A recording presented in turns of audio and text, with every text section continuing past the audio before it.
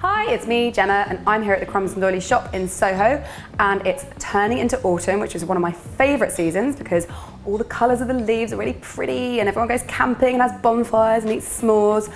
But if, like me, you don't get to go camping and have bonfires and eat s'mores, then you can recreate the s'mores experience in your own home, and I'm going to show you how with my recipe for s'mores cupcakes. So all we're going to need to do is based on a s'mores recipe, which is biscuit, marshmallow and chocolate. So the first thing we're going to need to do is to make a buttery biscuit base, and I have 150 grams of crushed digestive biscuits. You can use any kind of biscuit you like, graham crackers. I like digestive biscuits because they're not too sweet. And I have about 55 grams of melted butter, and I'm going to pour that in and stir it around, along with a little squirt of golden syrup, just like no more than a tablespoon. That'll do. And just stir that all around until it's really, really well mixed. Now that's all really well mixed, I'm just going to move that out of the way. And I need to line my paper cases at the bottom with these crumbs. So I'm just going to use this scoop, this is a good scoop, and just put a little scoop in each one.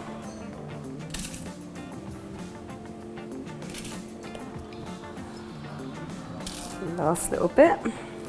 And then I need to flatten these down because otherwise they're going to be super crumbly when I bite into them. So just find anything that kind of fits your tin. I'm going to use this, it's like a 1/4 cup measure, and just press down quite firmly.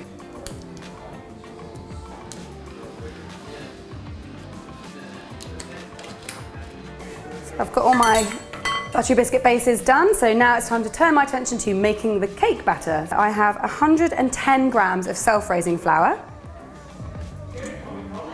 And to that, I'm going to add 15 grams of cocoa powder, and in there I also have 1/4 teaspoon of bicarbonate of soda and a little pinch of salt as well, and that goes in through the sieve.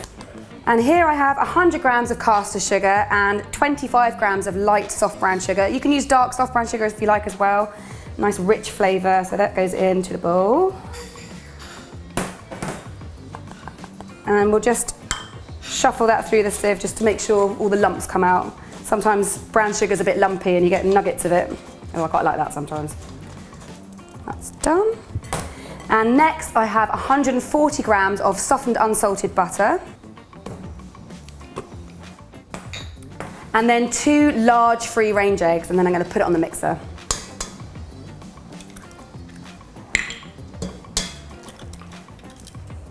And just mix that together for about 60 seconds on a kind of medium speed.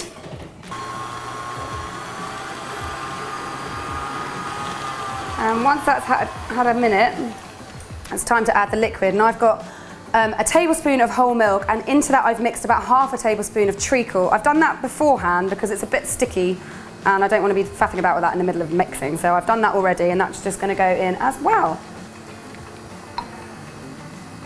And once that's in, just turn up the speed to a medium again and mix it for about 30 seconds.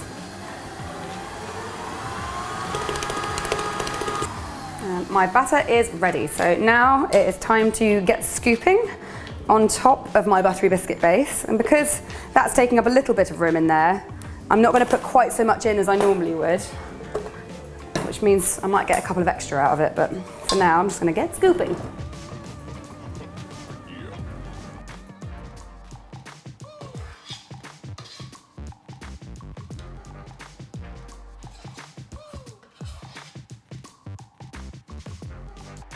And these need to be baked at 170 degrees C for about 20 minutes.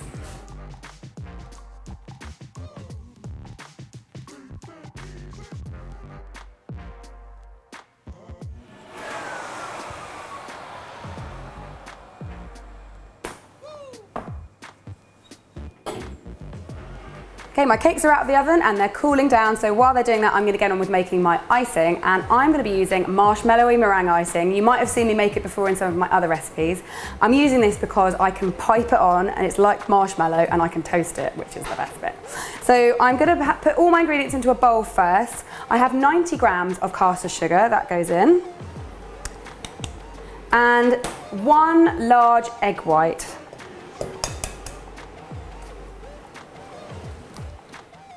Now remember, if you get any yolk in this, it's game over for your egg whites, so you'll have to start again. So just be very careful when you're separating.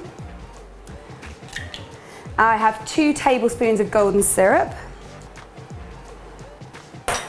a little dash of vanilla extract, a tablespoon of water, and lastly, a pinch of salt and about 1/8 of a teaspoon of cream of tartar, and that's going to help stabilise it. And I'm going to put it onto a pan of simmering water. This is not on its lowest temperature, it's slightly higher than that. And as soon as it's on, I'm going to get whisking with my handy hand whisk.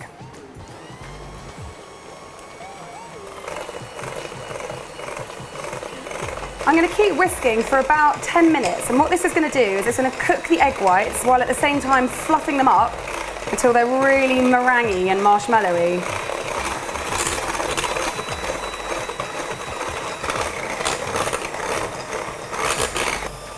Right, I've been doing this for about 10 minutes now. It's time to take it off the heat, and I'm going to continue stirring it, or whisking it, for about another 4 or 5 minutes just to finish it off.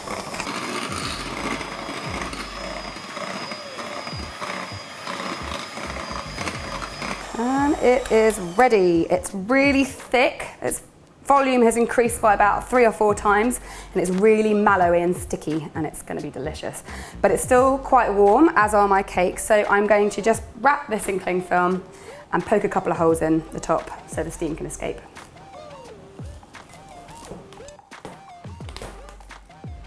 Right, my cakes are cool, my icing's cool, and it's time to get decorating. So I'm going to put all of my icing into a large piping bag with a round nozzle. This guy, nice big fat one. So remember what you do, just snip the end off. Put the nozzle right in to the end. Make sure it's nice and tight.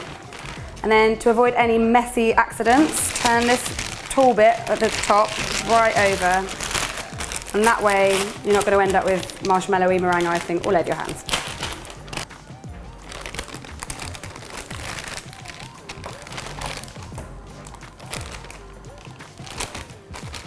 And once it's right at the end, it's time to get squirting. And I'm going to do just a big blob on top of mine, so it's more like a marshmallow.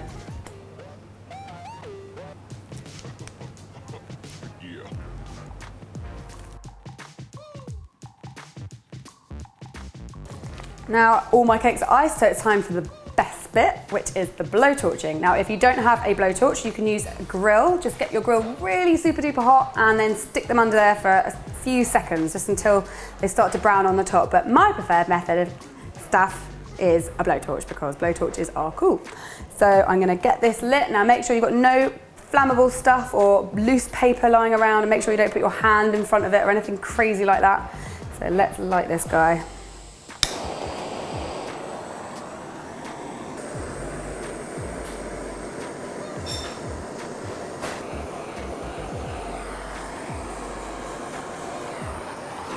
And they're all done. So the only thing that remains is to drizzle them with some melted chocolate, which I have here in my piping bag. So I'm just going to cut the end off and get drizzling.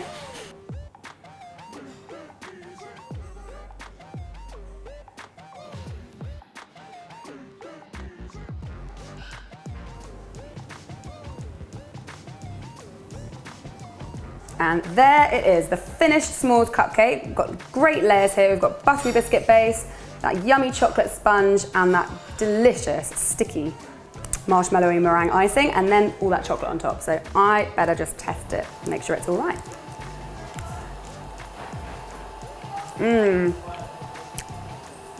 It's great. And that toasted marshmallow really sets the whole thing off and makes it super autumnal. I feel like I should be at a bonfire. Hope you're having a good time making this. Thanks for watching. I hope you've enjoyed this video as much as I've enjoyed making these and eating them. If you like this video, give it the thumbs up and let me know how you get on in the comments box below. I'll be back next week with another recipe. And in the meantime, if you haven't already, then don't forget you can subscribe to my channel by clicking on the link at the end. See you next week.